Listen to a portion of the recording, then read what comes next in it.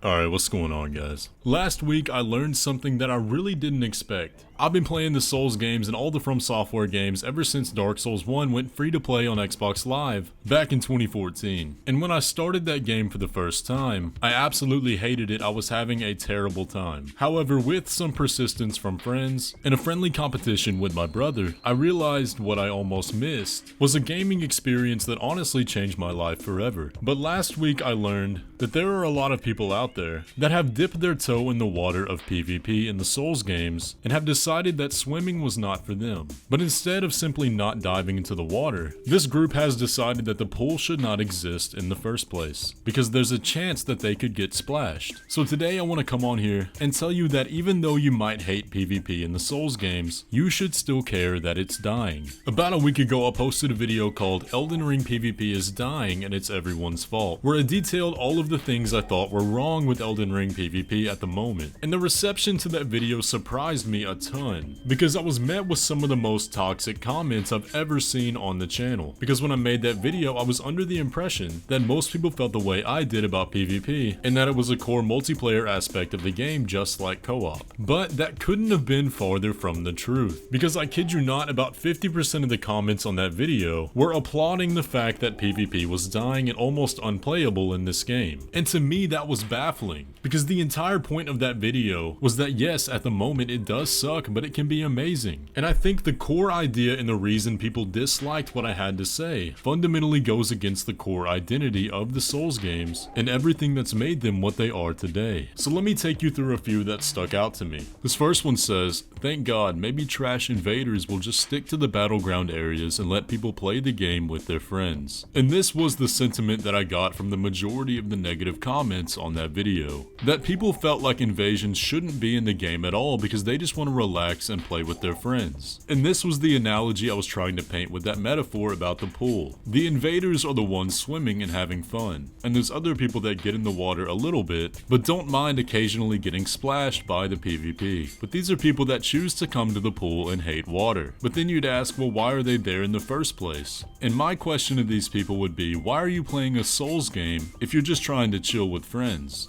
These games have always been about overcoming things that bring you discomfort. So I really don't understand what you're trying to accomplish here. Yes, I get that it's fun to play with friends, but as you strip away those feelings of discomfort and the challenges that the game puts you through, you strip away that core design philosophy that made these games great in the first place. But I think the hatred here with co-opers hating invaders and invaders being annoyed by co-opers is vastly misguided, because the problem is honestly not with either party. As a co-opper, you don't hate the fact that you get invaded. You hate the fact that the invader has the power to knock your friend out of your world when it took enough trouble to get them there in the first place. And you hate the fact that the invader is probably using overpowered gear, and that if you're not prepared to fight them, they're probably going to kill you extremely easily. Now, a lot of invaders have the exact same argument, and that's why I think the hatred is misguided, because there's a chance we can both get what we want. And I think the seamless co-op mod has really proven this. What it's done is allowed the game to honestly function like it should have in the first place, where you don't have to play a game of chance if you want to have your friend in your world. Because this is not an invaders versus co-opers battle, it's a battle against a multiplayer system that's honestly extremely outdated, while simultaneously being plagued by a plethora of balancing issues that are ruining the experience for everybody. So let me paint you a picture of a perfect world. In this world, you can summon your friends whenever you like, and they are there until they either die or you die. But if they die, you can summon them back at every site of grace, without them having to reconnect to your world entirely. And they stay there regardless if you killed the boss or have completed the area. But here's the thing.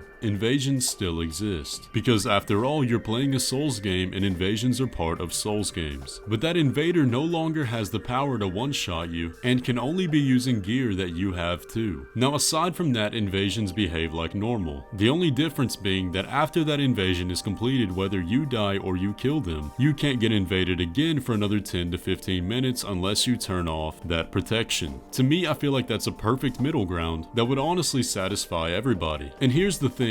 That reality is perfectly practical. That is an update that we could get for Elden Ring. But all that's going on right now is people are pointing the finger at the other party and saying that they don't deserve to be playing the game. And this accomplishes nothing, because as it stands right now, Elden Ring PvP will be dead within the next month. And by that time, people won't even be playing co-op anymore. Yesterday, I put up a poll asking how often do you still play Elden Ring? And as of right now, it has 27,000 votes, which I feel is an okay sample size. But what you'll notice is that the majority of people don't play this game on a regular basis anymore. Because the reality is there's only one way you can consistently get new experiences in this game, and that is through a healthy multiplayer that encourages both co-op and invasions. And I do understand that multiplayer is an afterthought in these games. They are single-player RPGs first. But what that does not mean is that they both can't be good. And I will say this over and over again. Fixing multiplayer will have zero negative effects on the single player. Zero. There is no reason whatsoever why we can't have balanced PvP and co-op that functions properly. I do believe we are going to see some multiplayer matchmaking improvements down the line, because as of right now, here's how it stands. There are hardly any worlds left to invade. Most people that played this game with their friends in order to beat it don't play the game anymore. They've gotten their victory and moved on. And another problem persists, that when you're trying to invade a world, you have to be at the right side of grace at the right time when someone is currently co-oping, has an open spot, and doesn't already have an invader in their world. And that's starting to get extremely hard when the pool of invadable worlds is already diluted and now spread across hundreds of sites of grace. And when co-opers are trying to play with their friends, invasions become that much more annoying when their friend gets knocked out of their world and they have to go through the gambling phase of trying to get that person back. It's not good for anybody. But my point with all of this is, a better co-op means a better PvP, and a better PvP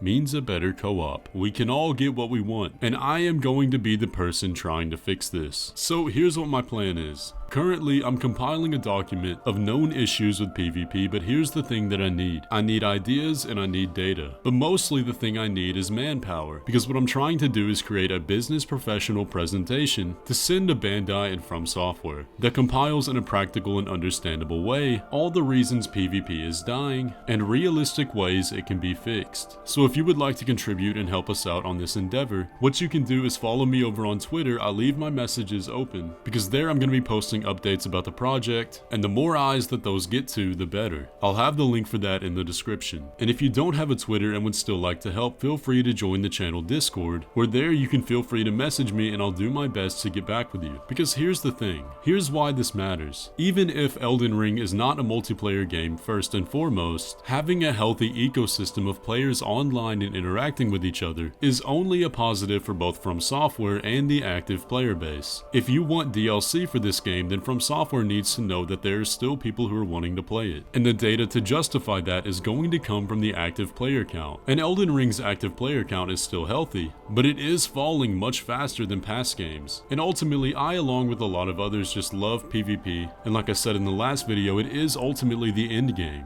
So to wrap up my thoughts on this and put it into one final sentence, a healthy co-op means a healthy PvP, and a healthy PvP and co-op means a better game. We can all get what we want, so why don't we work together and try to fix it? But guys, that's gonna pretty much do it for the video today. I hope you enjoyed, and I hope I gave you a new perspective on this whole co-op versus PvP thing. But please feel free to like, share, comment, and subscribe, and with all that, I'll catch you in the next one.